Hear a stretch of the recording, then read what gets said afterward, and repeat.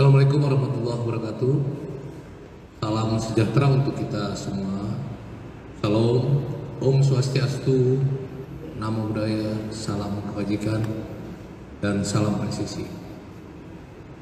Rekan-rekan media yang saya hormati dan saya cintai, malam ini saya akan menyampaikan update penanganan kasus ujaran kebencian dan pemberitaan bohong yang dilakukan oleh saudara HM.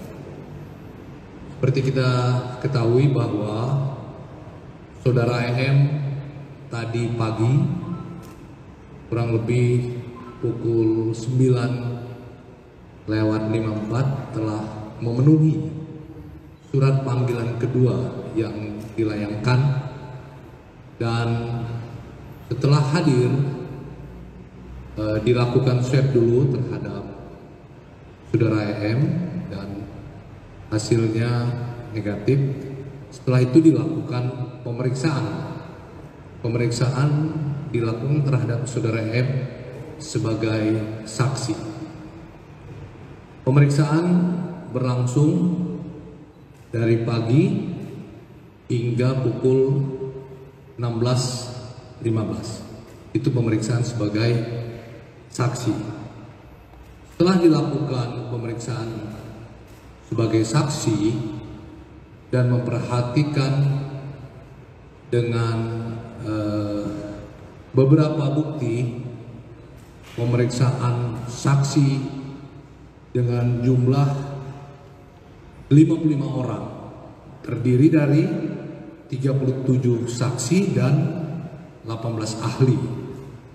Saksi ahli terdiri dari saksi ahli bahasa, saksi ahli sosiologi hukum, saksi ahli pidana, ahli ITE, analisis medsos, digital forensik, dan antropologi hukum. Setelah itu penyidik melakukan gelar perkara. Hasil dari gelar perkara, penyidik menetapkan status dari saksi menjadi tersangka. Kemudian hasil pemeriksaan penetapan tersangka mendasari penerapan pasal 45A ayat 2 junto pasal 28 ayat 2 Undang-Undang ITE.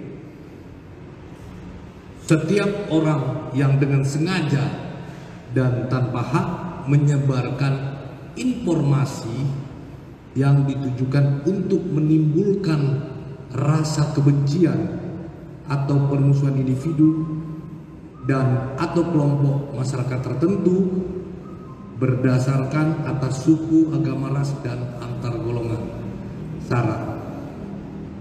Kemudian dijuntukan juga di pasal 14 ayat 1 dan ayat 2, juga dijuntukan pasal 15 Undang-Undang Nomor 1 tahun 1946 tentang Perhimpunan Hukum Pidana, dan juga dijuntukan pasal 156 KUHP.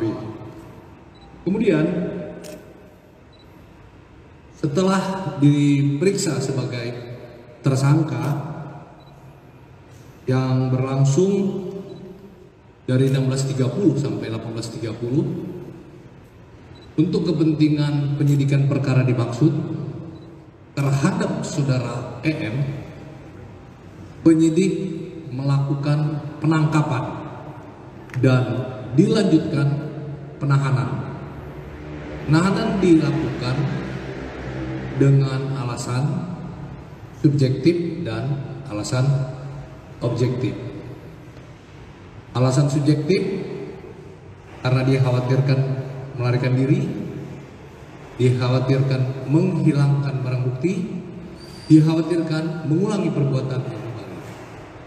Sedangkan alasan objektif, ancaman yang diterapkan kepada tersangka di atas 5 tahun. Demikian teman-teman, Cukup jelas ya. Terima kasih. Wassalamualaikum warahmatullahi wabarakatuh. Kan jelas sih. Dari pemeriksaan itu apakah barang bukti apa yang ditemukan oleh tim penyidik dan dilakukan di penahanan di mana terkait Edi Mulyadi ini? Ya, akun YouTube dengan channel milik yang bersangkutan ya. Jadi akun YouTube milik yang bersangkutan yang disita. Ya, Bang Edi Channel ya. Cukup ya, jelas ya. Penahanannya di mana, Pak? Penahanan dilakukan mulai hari ini sampai 20 hari ke depan. Penahanan di Barreskrim Polri. Ancaman maksimalnya berapa, Pak? Mana? Ancaman maksimalnya, Pak Karot? Ancaman maksimalnya dari Ancaman 10 tahun ya. Jadi ancaman masing-masing pasal ada, tapi ancaman 10 tahun ya. Jelas ya. Hubungan tadi pertama kali Pak dia masuk di sini, dia sempat mengeluarkan statement kalau ini dia dibidik. Gimana pendapat? Ya, sekali lagi penyidikan ini dilakukan secara objektif, ya, proporsional dan profesional, ya. Oke? Kami langsung dari Kalimantan, Pak.